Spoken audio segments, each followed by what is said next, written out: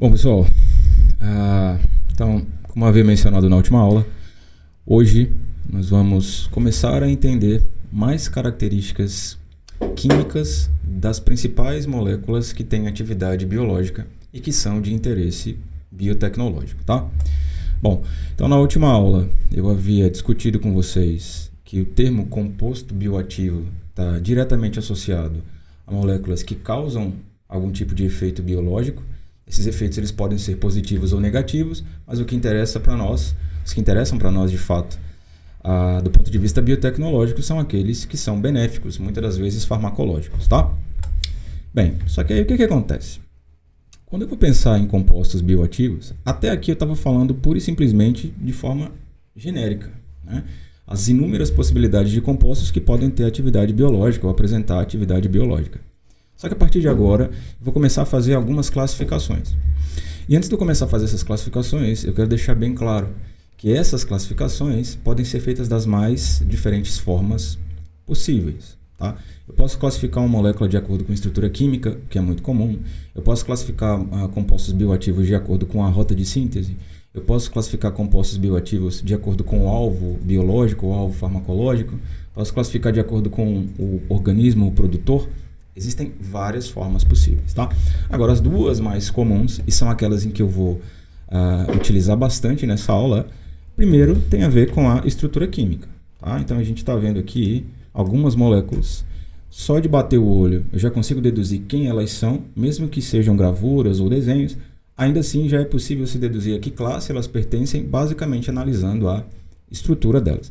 Então, vocês vão observar que ao longo das discussões da nossa aula de hoje, eu vou apontar características químicas ou características físico-químicas funcionais dessas moléculas que me permitem classificá-las, tá?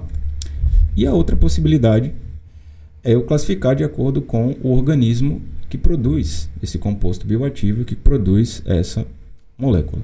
Na última aula eu disse a vocês que e dei exemplos de moléculas que são produzidas por animais, por plantas, por micro-organismos. Isso também vai acontecer aqui.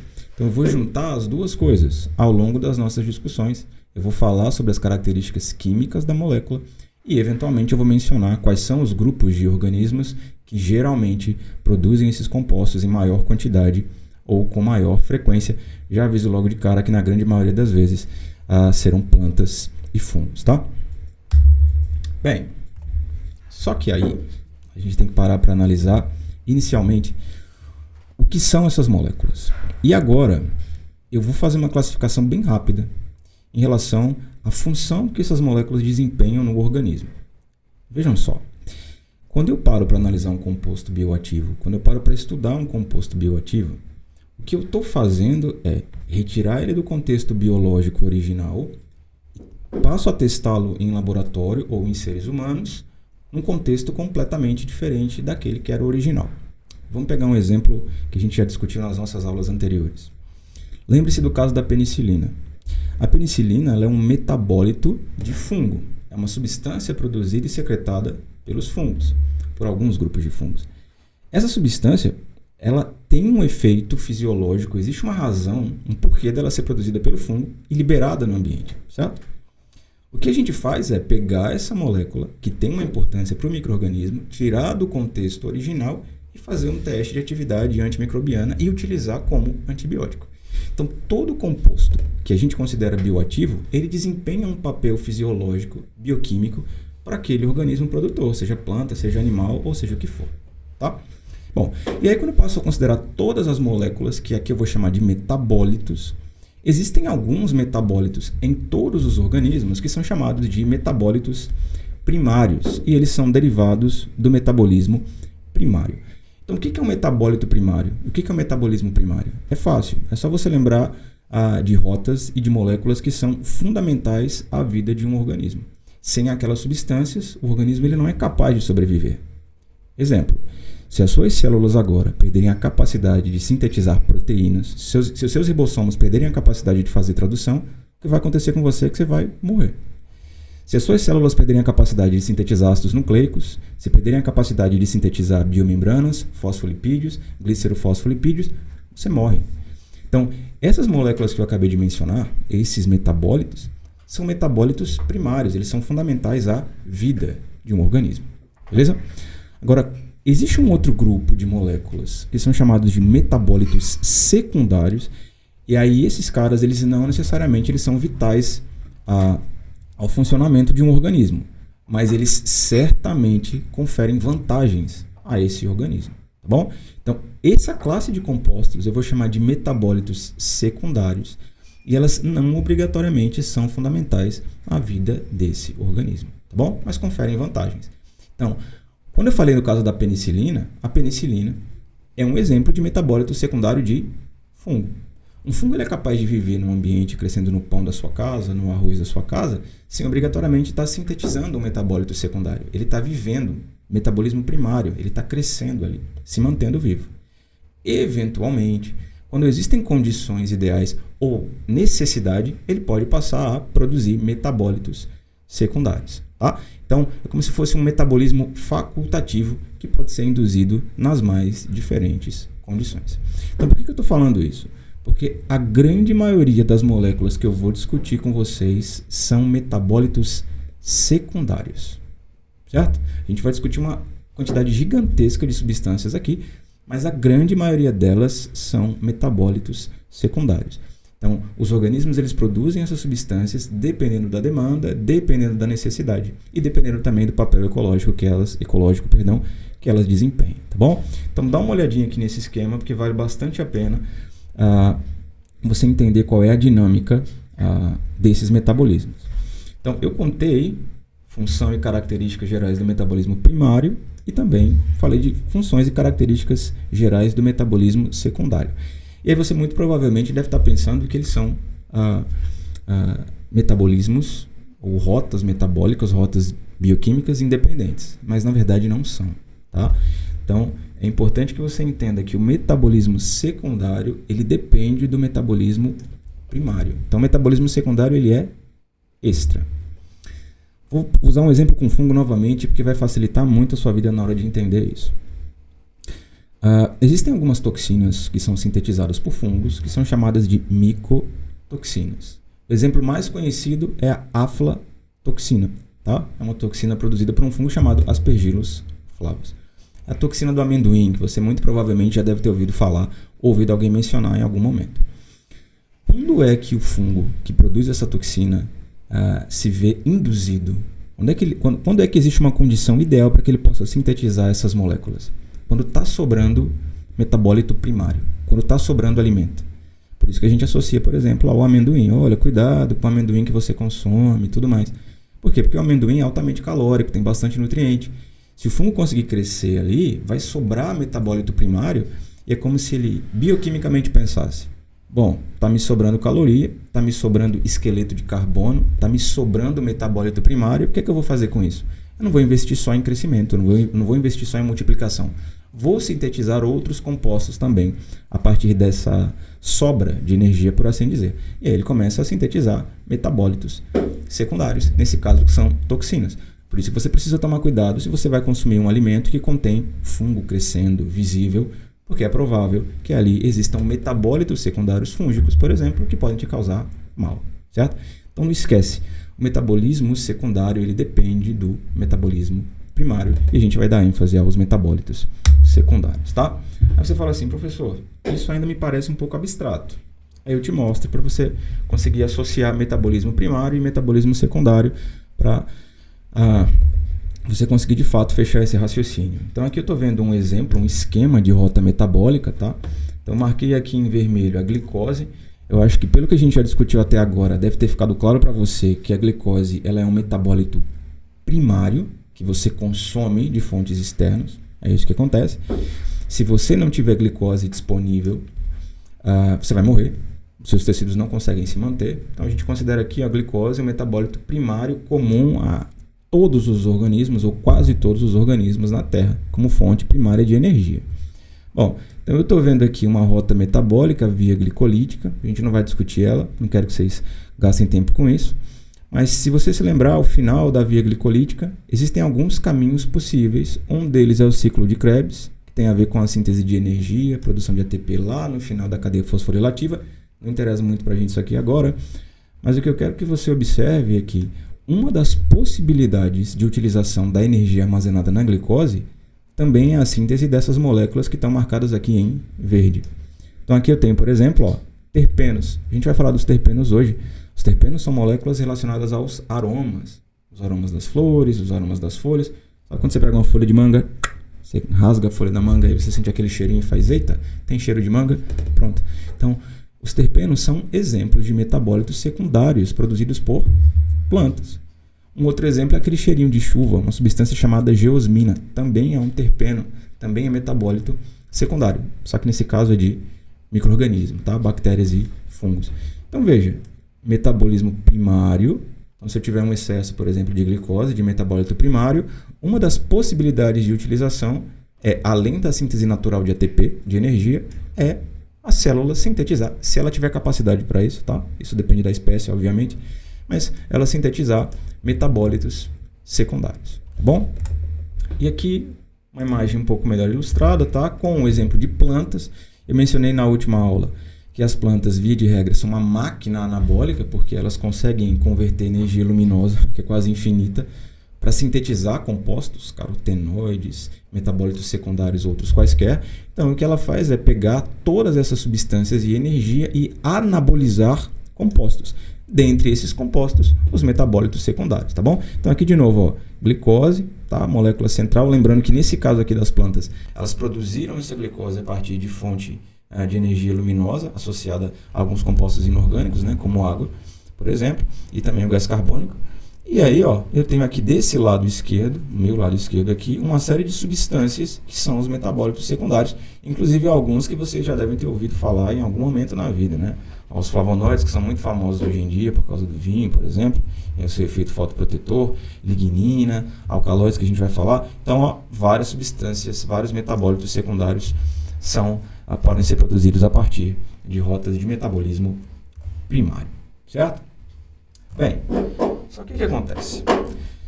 Então, agora pensando só nesses metabólitos secundários, a gente vai deixar o metabolismo primário um pouquinho de lado e vamos discutir só o que é metabólito secundário.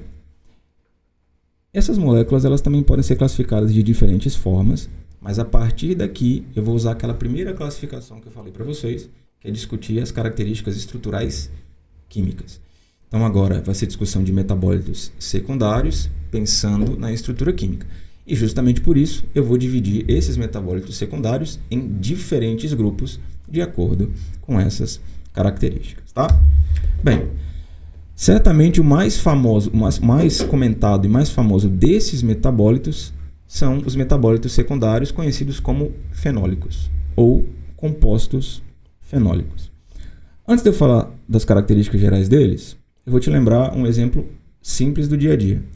Olha, toma suco de laranja ou come alcachofra que tem efeito antioxidante. Você já deve ter ouvido falar isso em algum momento da sua vida, né? Olha, a alcachofra é um alimento funcional, que é um alimento que, além de ter função nutritiva, também tem algum tipo de efeito biológico. Isso é verdade? Bom, até certo ponto, sim. Por quê? Por exemplo, a alcachofra ela é rica em substâncias polifenólicas ou metabólitos secundários, que nós chamamos de fenólicos, e eles conferem atividade biológica antioxidante.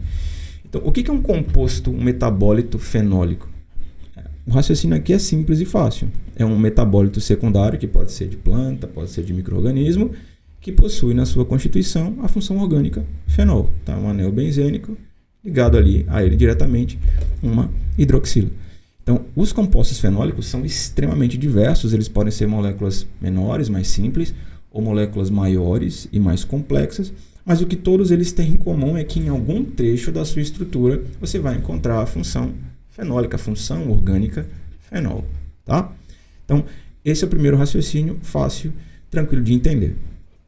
Outra informação importante sobre eles do ponto de vista químico e também relacionado à síntese é que os compostos fenólicos, que são muitos, eu vou mostrar, via de regra, eles são derivados de um ácido chamado de ácido chiquímico.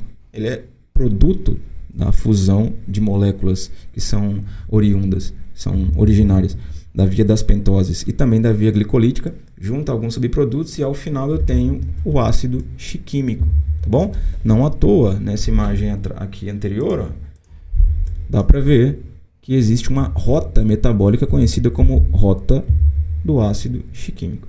Então, os compostos fenólicos, via de regra, são derivados dessa substância aqui, o ácido chiquímico.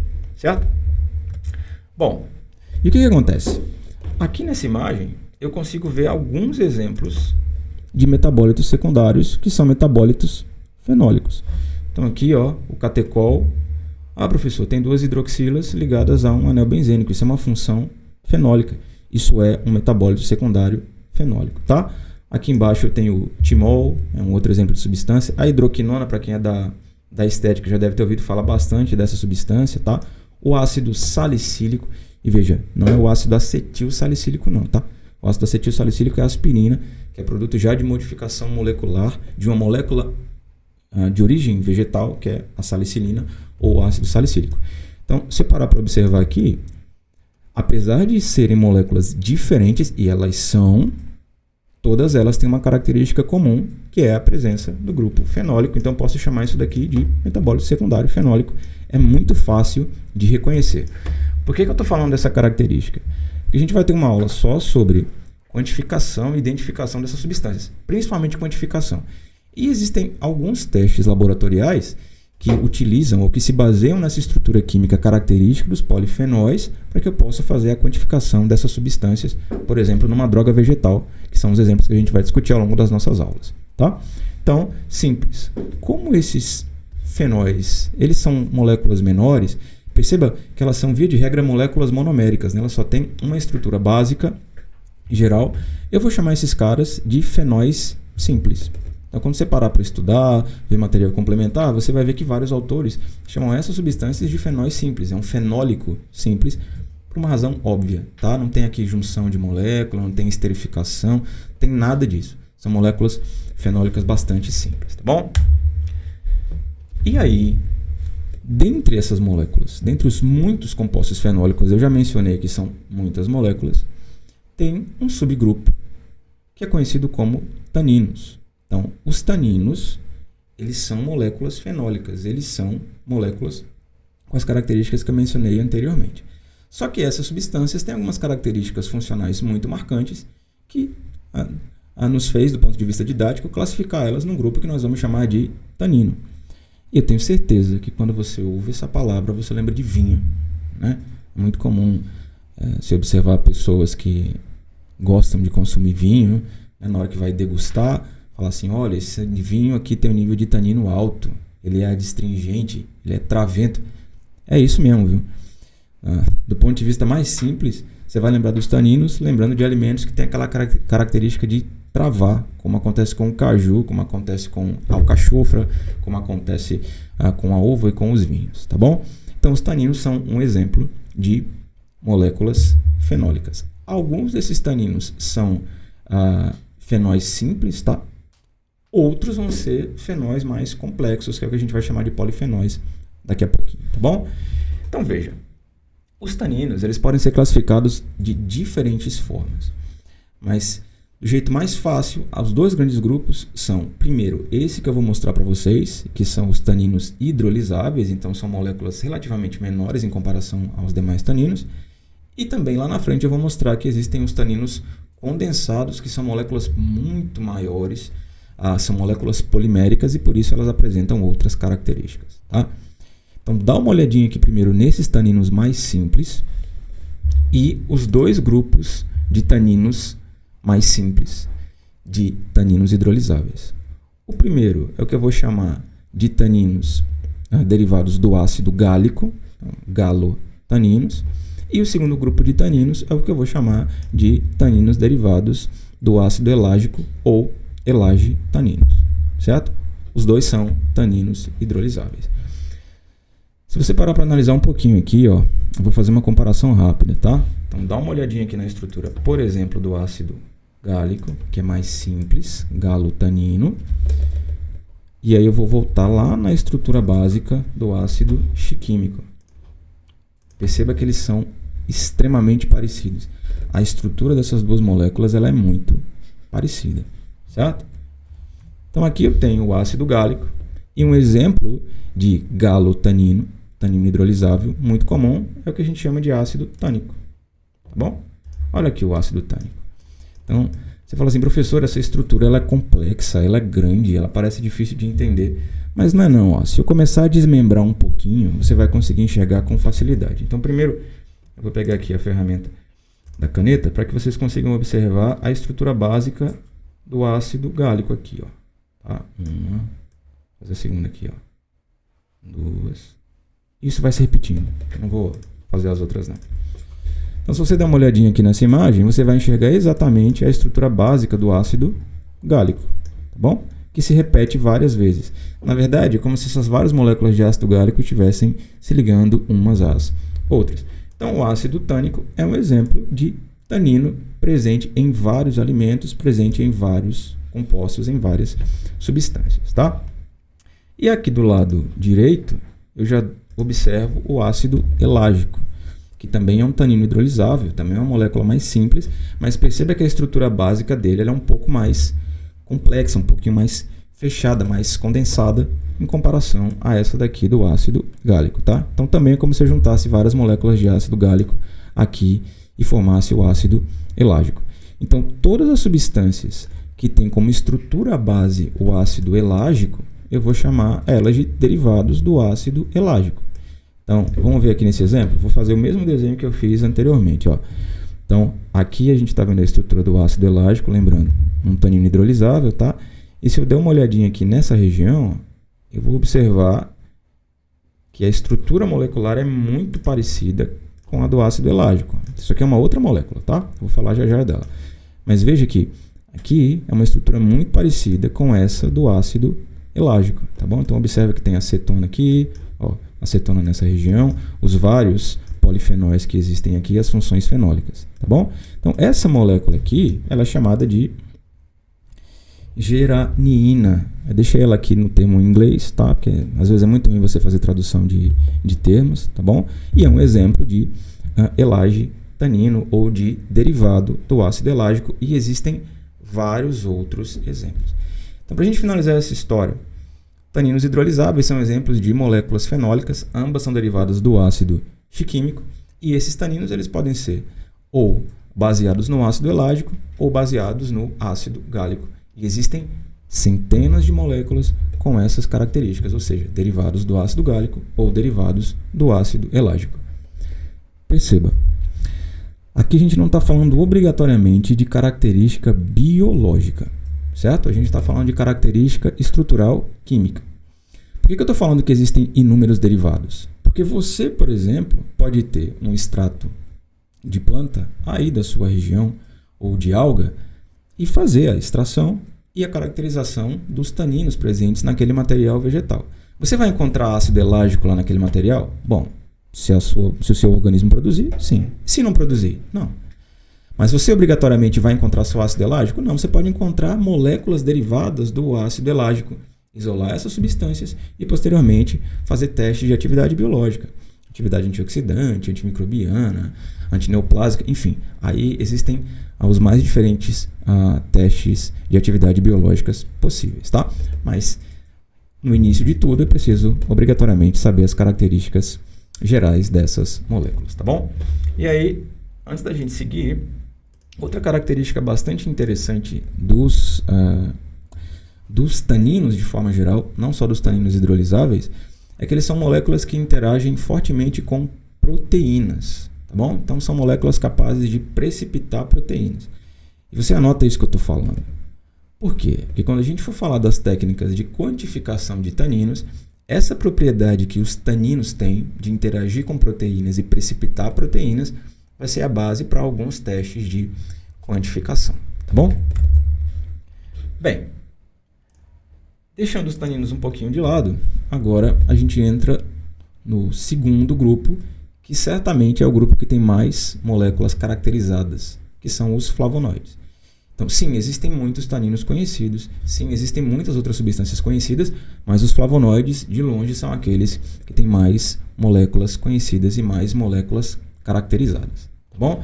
Então, o que são os flavonoides? Antes de eu falar da característica química deles, você vai lembrar basicamente de pigmento, que tem cor, certo?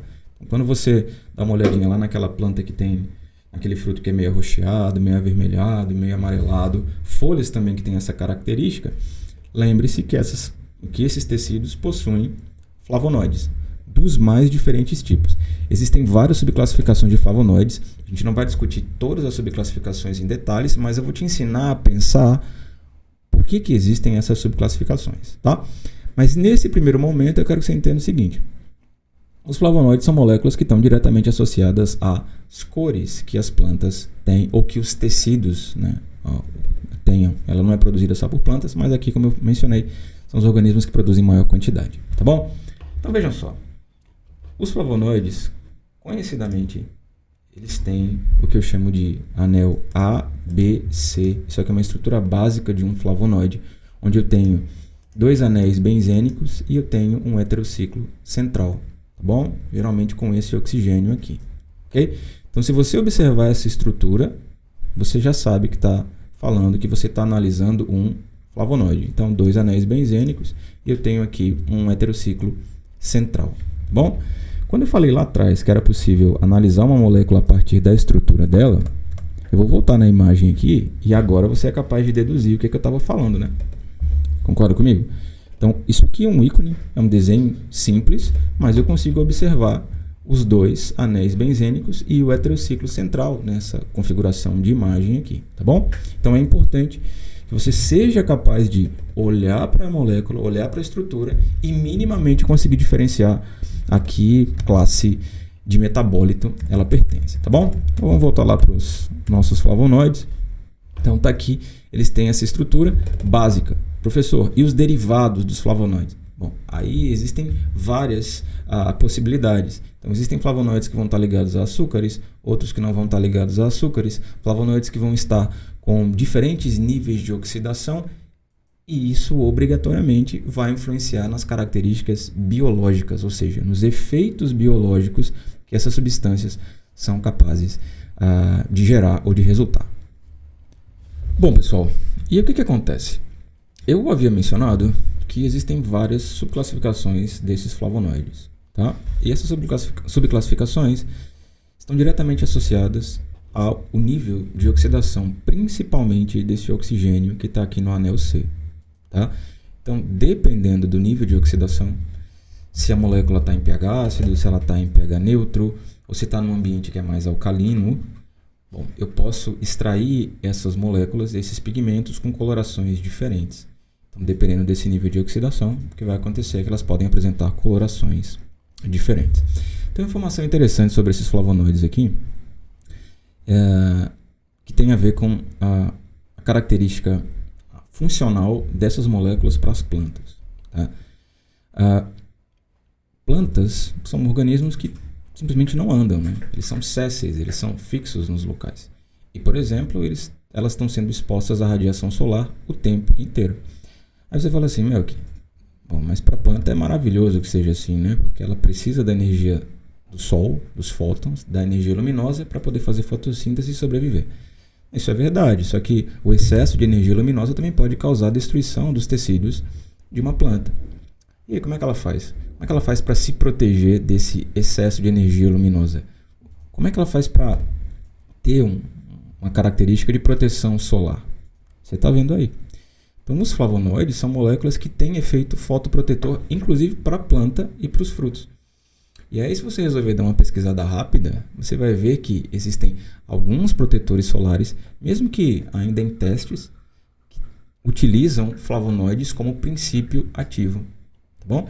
Então, a gente pegou lá uma molécula que tem um efeito fotoprotetor para o organismo original, o produtor, a planta, e retirou ela do contexto original, mas que ainda assim acaba tendo efeito fotoprotetor para nós também, tá? Então, além dos pigmentos, do aspecto de coloração, lembre-se também que essas moléculas podem apresentar efeito fotoprotetor, tanto para a planta quanto para a gente, se for utilizar, tá bom? Bem, só que aí o que acontece? Além disso, eu vou mostrar aqui um flavonoide, tá? Então, dá uma olhadinha aqui, que aquela estrutura que eu mencionei, ela se repete, tá? Então, os 2 anéis benzênicos e um heterociclo central. Só que, além disso, eu tenho outros substituintes, outros radicais. Então, o que você tem que lembrar é que outros trechos químicos, outros radicais, podem estar ligados a esse esqueleto central, caracterizando um novo tipo de flavonoide. Então aqui a gente tem a biocanina A, ou biocanin A, também de novo. É um pouco complicado a gente fazer tradução desses compostos, mas a gente tenta utilizar ele de acordo com o nome original. Então eu tenho aqui a biocanin A, que é um flavonoide que tem efeito estrogênico. Vou dar um outro exemplo que você muito provavelmente já ouviu no seu dia a dia. Olha, mulheres no período de menopausa devem consumir mais soja, ou poderia ser trevo também. Trevo é uma planta. É verdade? Sim.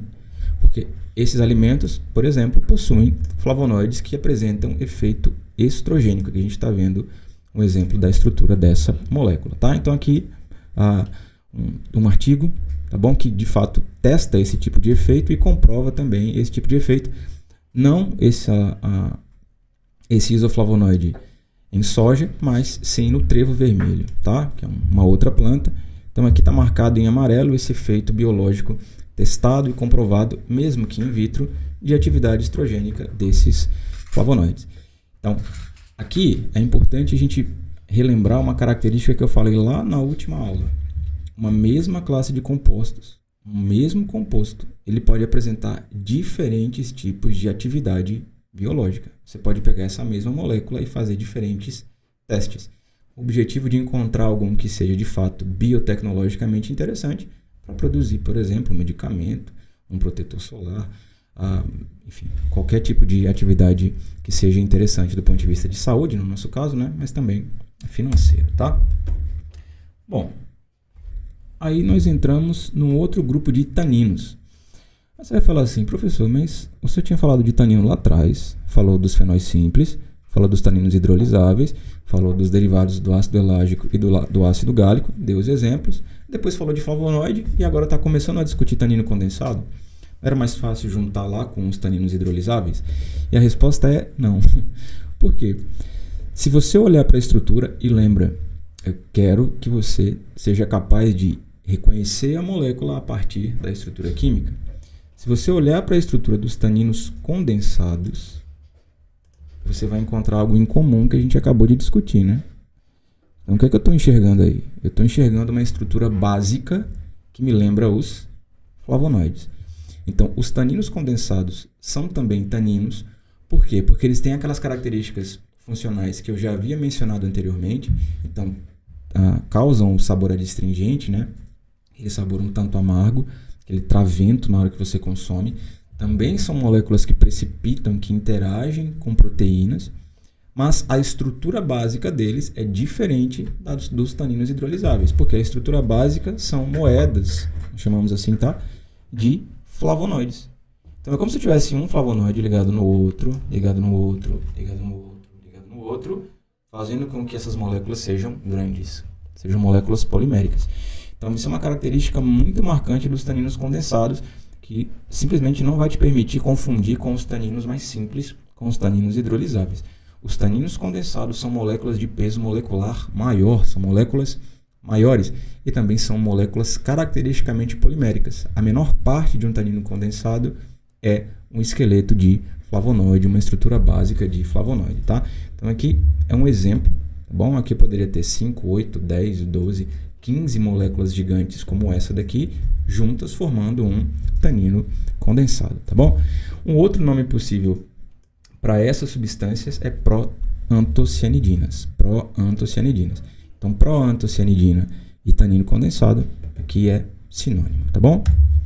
E aí, obviamente, como eu havia mencionado lá atrás, sempre que a gente fala de tanino, para quem é mais leigo, vai associar ao vinho, né, ao sabor, à adstringência, que o vinho apresenta, tá? Então eu trouxe aqui um outro exemplo, ó. Então química de taninos condensados e adstringência, propriedades de adstringência em 15 variedades dessa uva aqui, tá? Então essa uva aqui, essa espécie aqui, ela é nativa da Ásia, tá bom? Perceba que ela é um pouquinho diferente da uva que a gente conhece aqui na América do Sul, a uva europeia, tá? Que é Vitis vinifera, tá bom?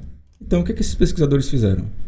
Se dá para fazer vinho a partir dessas uvas, o que eu vou fazer? Vou testar quais são as concentrações de taninos disponíveis e qual a consequência disso na adstringência, né? Existem vinhos que têm sabores diferentes e, por consequência, públicos também diferentes, tá? Então, separei aqui em amarelo um trechinho aqui do resumo que explica justamente o que foi testado nesse trabalho.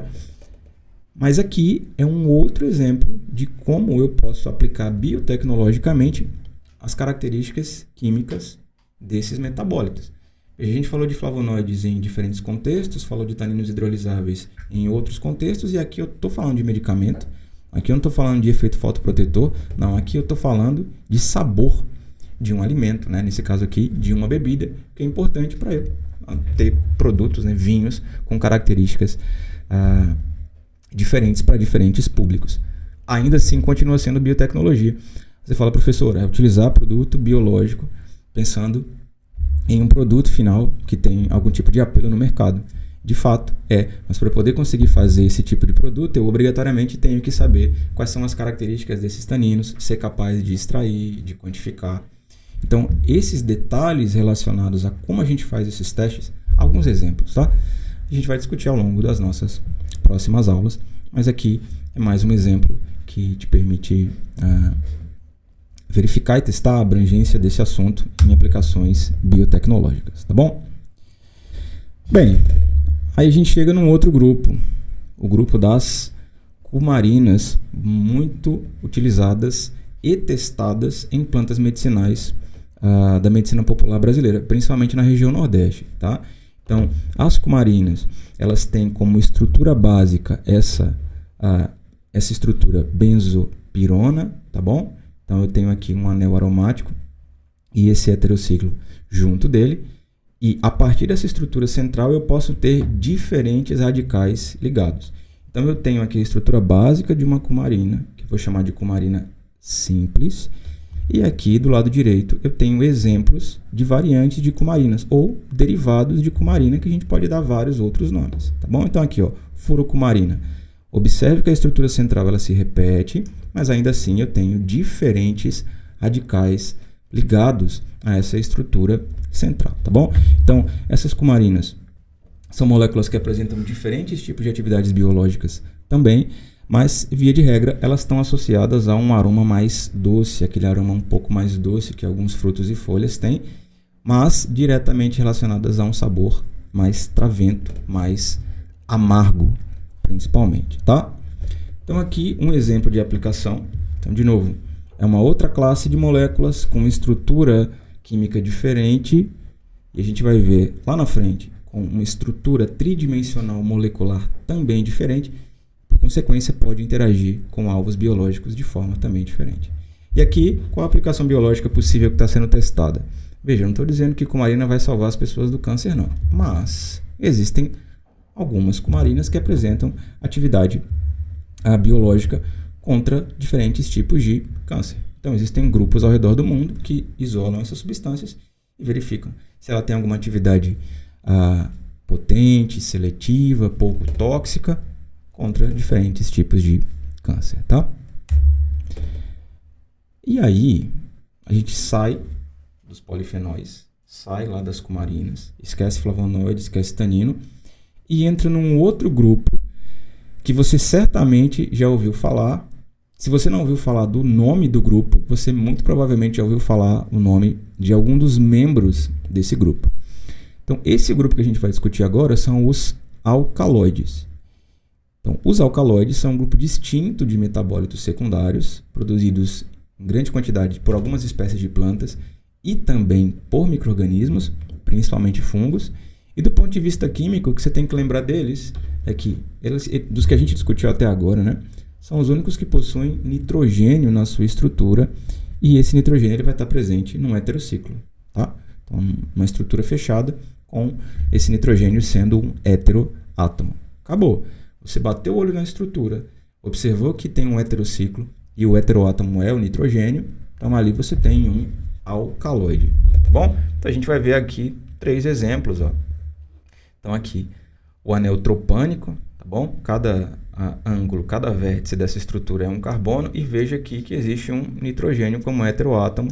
O mesmo acontece com o imidazol aqui, tá bom? Ó, aqui a gente tem 2 heteroátomos nessa estrutura. E, como exemplo mais conhecido, por isso que eu te falei, você pode até nunca ter ouvido falar de alcaloide, Mas eu aposto que você já ouviu falar de algum dos membros ou consumiu nesse caso, ó, tá aqui a cafeína. Cafeína é alcaloide? É. Professor, qual é o subgrupo?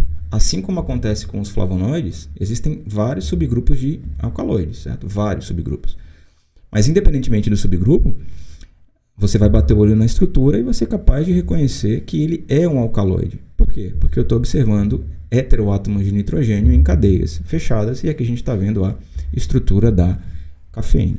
Então essa é a característica básica dos alcaloides. Bom, existem algumas histórias interessantes sobre os alcaloides, algumas muito boas, outras não tão boas assim, tá?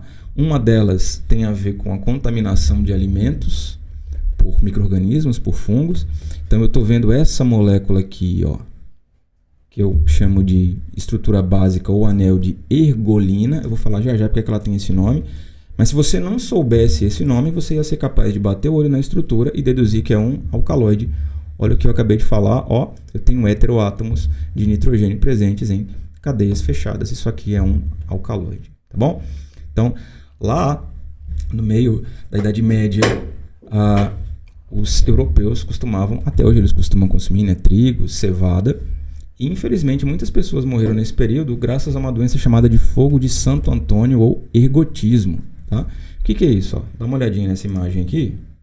O que eu estou observando é que uma pessoa está apresentando insuficiência arterial, não está chegando sangue em grande quantidade, os vasos estão ficando mais estreitos, a irrigação ela fica ruim, por consequência o tecido começa a apresentar esse aspecto arroxeado. Tá? Por que isso aqui acontece? Bom, basicamente porque essas pessoas elas consumiam um alimento rico nesse alcaloide que acabava causando esse tipo de alteração fisiológica, nesse caso alteração patológica. Bom, então muitas pessoas na Europa morreram em função disso, porque consumiam lá o trigo, consumiam a cevada com o fungo, tá? E o fungo estava ali produzindo metabólito secundário. Que metabólito? Qual classe? Nesse caso, a toxina de ergot que nós chamamos, que é esse alcaloide aqui, tá bom? Então o que é que eu estou observando aqui, ó? Nessa imagem eu estou vendo o trigo e estou vendo essa estrutura mais escura, ó, que é um esclerócito do fungo. É uma estrutura fúngica. E aqui dentro o fungo está produzindo alcaloide, metabólito secundário. Então as pessoas iam lá, consumiam, essa substância fazia o efeito, e esse efeito era de vasoconstrição, causando, na grande maioria das vezes, morte dessas pessoas. Tá? Então esse aqui é um exemplo de como metabólitos secundários podem ser tóxicos também e tem uma relação histórica com o ergotismo ou a doença de Santo Antônio, o fogo de Santo Antônio, que matou muitas pessoas na Europa. Tá? E um outro exemplo de alcaloides são os opioides. Tá bom? Então, substâncias que nós já ouvimos falar em alguns momentos ao longo da nossa vivência acadêmica ou até mesmo no dia a dia, que também são substâncias que possuem aquelas características que nós já mencionamos. Ó. A gente vai dar uma olhada aqui de novo. A cocaína, a procaína e a lidocaína. Veja que todas elas possuem um nitrogênio heterocíclico, tá? Essas duas aqui são derivadas da cocaína e foram substâncias que inicialmente foram utilizadas como substâncias com efeito anestésico, tá? Então o impulso elétrico lá nas regiões mais superficiais ele acaba sendo bloqueado pela presença dessas substâncias, desses alcaloides, causando um efeito anestésico. Você muito provavelmente já deve ter usado procaína ou lidocaína quando você estava com dor de dente ou algum tipo de incômodo na boca, né? Alguma pomada desse tipo. Então é isso, ali o que você está utilizando é um metabólito secundário, claro que numa formulação, obviamente, né? A gente já está falando do medicamento, mas que tem como base um alcaloide derivado de plantas, tá bom? Então aqui a gente está vendo a espécie que produz, tá? A folha da coca, a famosa folha da coca, ela está aqui, produz grandes quantidades e diversidade de alcaloides. Dentre esses alcaloides, a cocaína, e nós utilizamos isso, alteramos quimicamente para a produção dos seus derivados. Tá? Bom, pessoal, e um outro exemplo, também relacionado à cocaína, tem a ver com as aplicações que o Sigmund Freud dava para essa substância. Né? Então, o pai da psicanálise utilizou e publicou trabalhos relacionados ao efeito terapêutico, efeito biológico da cocaína. Bom, então, ele usava em alguns dos seus pacientes para tratar alterações dos mais diferentes tipos. E ele foi o primeiro a mostrar que essa substância tinha efeito neuroestimulante. Engraçado, né? Porque a gente falou da cafeína anteriormente, a cafeína tem efeito neuroestimulante, a cocaína também tem efeito neuroestimulante. Então, existem alguns alcaloides que, além de apresentar o efeito anestésico local, né, em regiões mais superficiais, como eu havia mencionado anteriormente, também podem apresentar o efeito neuroestimulante. Então, existem várias substâncias dessa classe que podem ser testadas com os mais diferentes tipos de atividade biológica, tá? Bom, e aí a gente chega num outro grupo de substâncias que são os terpenoides ou terpenos, se você preferir chamar assim também. Você vai encontrar as duas nomenclaturas, terpenos, terpenoides. Então essas substâncias, via de regra, não são fenólicas, tá? Então a gente não vai encontrar a função orgânica. O mesmo também vale lá para os alcaloides. Existem alcaloides que vão ter a hidroxila no anel benzênico, outros alcaloides não. As características dos alcaloides têm a ver com o nitrogênio como heteroátomo. E aqui no caso dos terpenoides ou dos terpenos, eu tenho que me lembrar que eles são moléculas derivadas do isopreno, tá bom? Então aqui está o isopreno, é basicamente um hidrocarboneto, tá? Aqui só tem hidrogênio e carbono, então é uma estrutura que tem 5 carbonos. Então a molécula é essa daqui, e a partir do isopreno, as plantas ou micro-organismos podem sintetizar os mais diferentes tipos de terpenoides, que, assim como eu havia mencionado em relação às demais classes, né, em relação aos alcaloides, em relação aos flavonoides e aos taninos, também existem vários subgrupos ou várias subclassificações, tá? Então, monoterpenoide, sesquiterpenoide, triterpenos, vários tipos de terpenoides. A gente não vai entrar no detalhe de cada uma dessas classes, mas o que eu posso te falar é que essas classificações estão diretamente relacionadas à quantidade de carbonos que eles possuem, tá? Ou quantidade de unidade de isopreno que cada um deles possui. Mas, do ponto de vista estrutural, essa é a principal característica dos terpenos, mas, do ponto de vista funcional, eu tenho que te lembrar que os terpenos estão diretamente associados aos aromas. Aí você vai falar assim, Melk, mas você falou que as cumarinas, elas têm um odor mais adocicado, por aí vai. Não, é verdade. Mas as cumarinas não são as únicas substâncias que causam, que têm esse efeito relacionado ao aroma. Não, os terpenos também têm, conhecidamente, eles estão associados aos aromas, e tem um grupo de produtos de cosmético hoje em dia que está diretamente associado a essas características, que são os óleos essenciais, tá? Então, todas as vezes que você vê uma planta que produz um óleo, né, aquela característica oleosa nas folhas que tem um aroma, aquele cheirinho, pode apostar que existem terpenos ali naqueles tecidos. Eles geralmente ficam acumulados em tricomas. São pequenas especializações e estruturas que existem nas folhas das plantas. Tá bom? Não só plantas produzem, como eu já havia mencionado. Então a gente vê aqui alguns exemplos. Cânfora, timol, que tem cheiro mentol, aquele cheiro de menta. Só para ilustrar isso que eu acabei de te falar. Existem vários cheiros que estão relacionados à presença ou não dos terpenoides.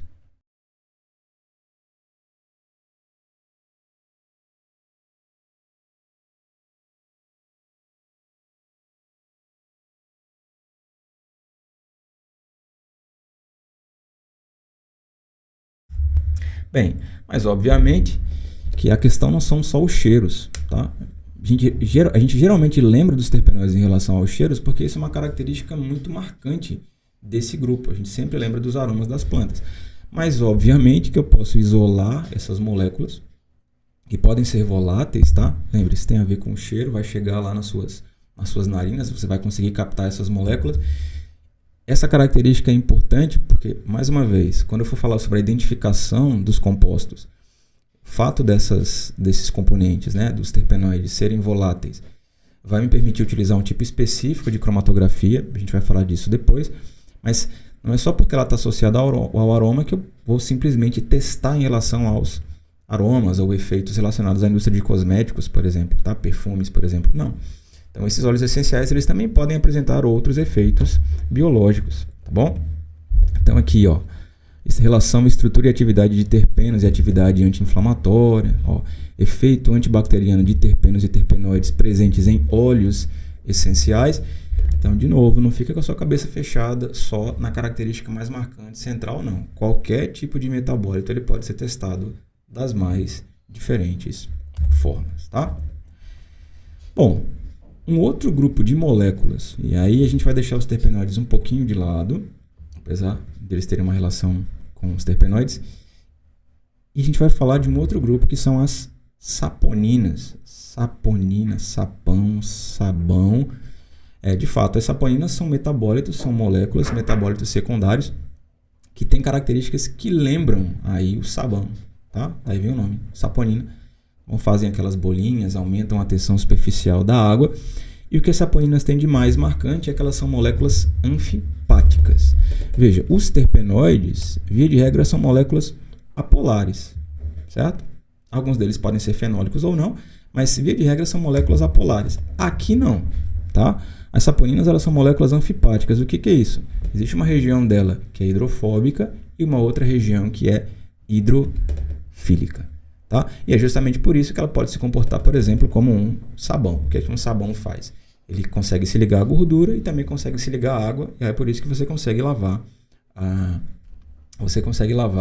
a gordura que está na panela, no prato da sua casa, tá bom? As saponinas também são assim. Sendo que essas saponinas tem aqui, ó, a estrutura central, como eu havia mencionado. Então, vou fazer uma marcação com a caneta aqui. Então, essa região que eu estou marcando aqui em vermelho é a região mais hidrofóbica, tá bom? Eu vou falar dessa região aqui já já. E essa outra região que eu vou marcar em verde é a região hidrofílica, tá? Isso aqui é um açúcar. Na verdade, são vários açúcares ligados. Então, tem uma região que está em vermelho que é hidrofóbica e uma outra região hidrofílica tem esses vários açúcares. Geralmente são esses açúcares. E nessa configuração, eu tenho uma molécula anfipática, tá bom? Uma molécula que é capaz de se ligar tanto a substâncias que gostam de água quanto daquelas que não gostam de água. E aí, essa característica das saponinas pode ser aplicada em vários contextos, mas tem um que atualmente é bastante famoso, que é a utilização de alguns tipos de suplementos, tá? Principalmente suplementos relacionados a tríbulos terrestres. Você muito provavelmente já deve ter ouvido falar desse suplemento aqui, né? Para aumentar os seus níveis de testosterona, aumentar o ganho de massa muscular e coisas do tipo. Então, tríbulos terrestres é uma planta e os efeitos biológicos relacionados a tríbulos terrestres são justificados pela presença de saponinas esteroidais. Então, eu não mencionei isso antes, mas isso aqui que você está vendo é um esqueleto esteroidal, tá bom? Então, essa molécula apolar aqui, ela é muito parecida com a estrutura da testosterona, do colesterol, do cortisol. Então, isso aqui é o que eu chamo de esqueleto esteroidal. Então, eu tenho um esqueleto esteroidal ligado a um conjunto de açúcares, que nesse caso são moléculas que gostam de água, tá certo? Então, a presença dessas saponinas nos extratos, no material vegetal de tríbulos terrestres, provavelmente justifica o efeito androgênico, tá? Aí você fala assim, professor, peraí, então esse exemplo que você está me dando, o cara vai lá, ele utiliza tríbulos terrestres, e aí ele vai ter um aumento nos níveis de testosterona? Bom, ao que parece, sim. Isso faz bastante sentido, principalmente quando eu paro para comparar a estrutura de duas moléculas que estão relacionadas. Então, aqui eu tenho característica geral, estrutura geral de uma saponina, tá? E aqui do lado direito, então, do lado esquerdo a saponina, e do lado direito que eu tenho a estrutura básica da testosterona. Então, se eu olhar a testosterona aqui, essa região, e olhar a estrutura química do anel esteroidal de uma saponina, eu vou enxergar algumas similaridades, tá? Então, o nosso corpo realmente funciona dessa forma. Se a molécula for parecida, ela pode interagir com alvos biológicos parecidos. Perceba que aqui eu não estou discutindo se as saponinas de fato vão aumentar os níveis de testosterona, se não vão, se vão apresentar efeito androgênico ou não. Isso aí tem a ver com a atividade biológica testada em modelos animais, em modelos humanos, em ensaios clínicos. Isso é um outro raciocínio.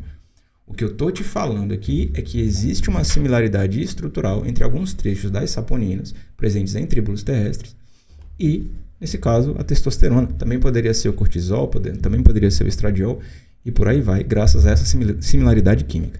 Então não esquece, essas são as principais características das saponinas. Não só existe essa saponina em si, existem várias outras saponinas. Existem saponinas que, por exemplo, estão relacionadas a um efeito neurodepressor, como acontece com espécies de passiflora lata, maracujá brasileiro, maracujá doce. Então existem várias atividades biológicas possíveis para as saponinas. Essa daqui fica mais fácil de você lembrar, já que a utilização de tribulus terrestres hoje em dia ela é mais bem difundida, tá?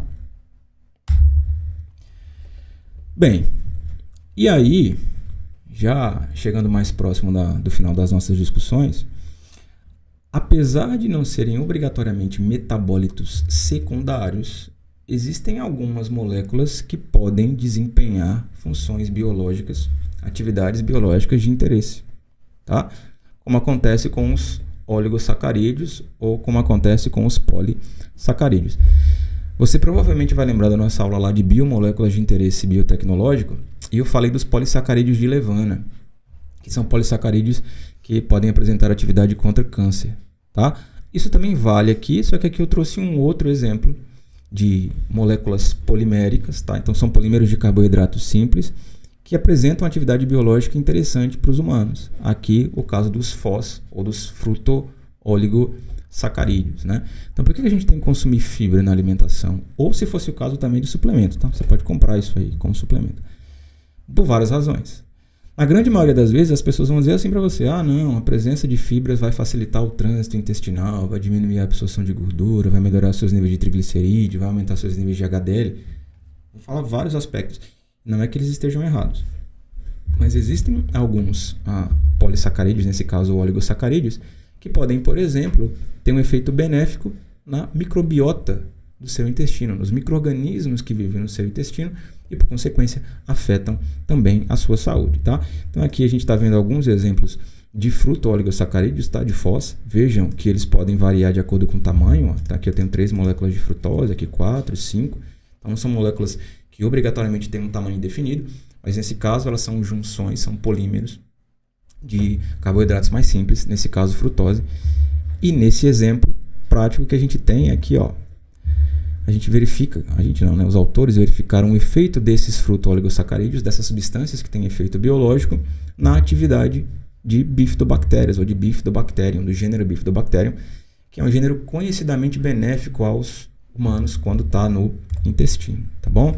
Então aqui eu também separei um trechinho em amarelo, ó, mostrando que esses fruto-oligosacarídeos, esses FOS, eles melhoraram a atividade de espécies de bifidobactérias e, por consequência, isso também vai acabar melhorando a saúde do indivíduo que consome.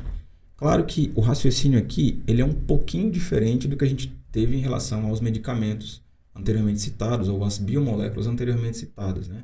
Quando eu falei, por exemplo, no caso de tribulus terrestres, você já começa a fazer a suplementação pensando em aumentar os níveis de testosterona diretamente, como se de fato fosse a introdução de um esteroide em você. Aqui não. Aqui eu estou pensando numa biomolécula que vai afetar micro-organismos benéficos no seu intestino e isso indiretamente vai acabar melhorando também a sua saúde.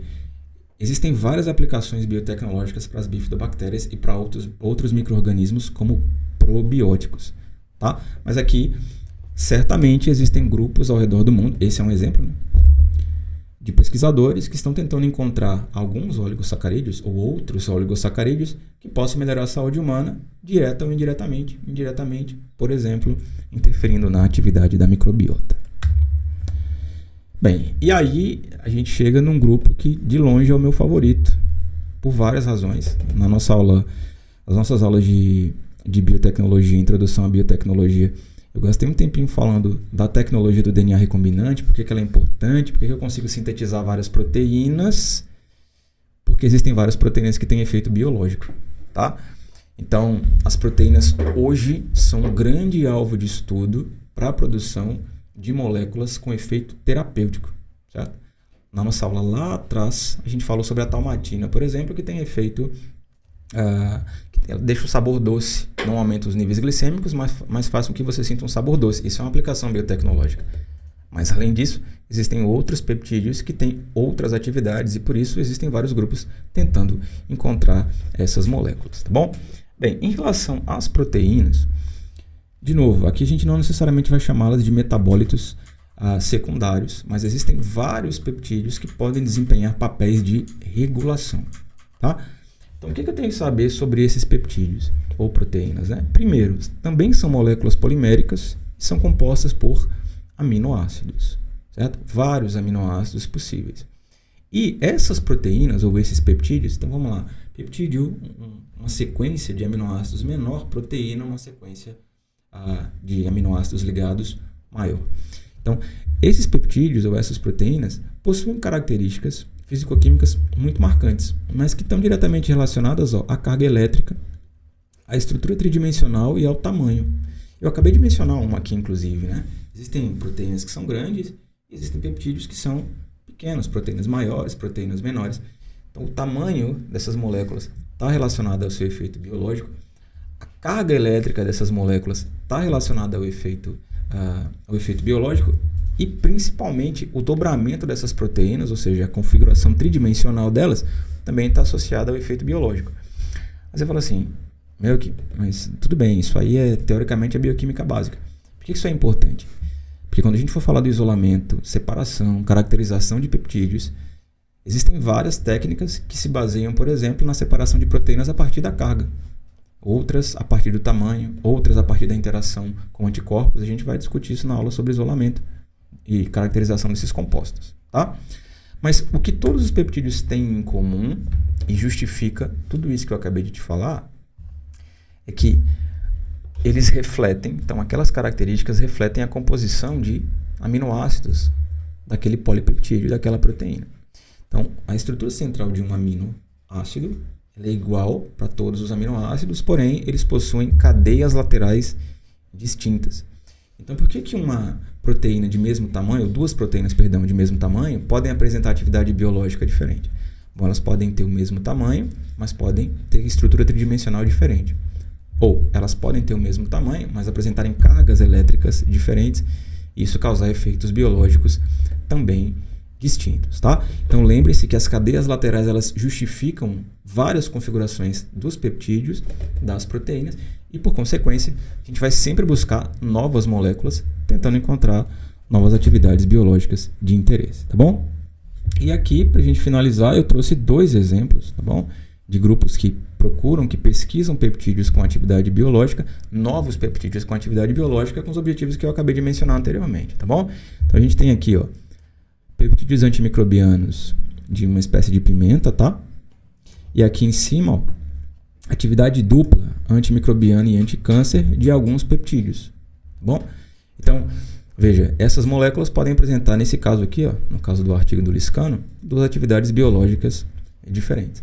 Então, conhecendo essas características bioquímicas dos peptídeos, eu posso utilizar as técnicas de extração corretas, as técnicas de isolamento corretas, as técnicas de identificação corretas, né, porque isolar é uma coisa e identificar outra é completamente diferente, com o objetivo de, quem sabe, produzir uma nova alternativa terapêutica. Certo? Então, pessoal, aqui eu me despeço de vocês. Até a próxima aula.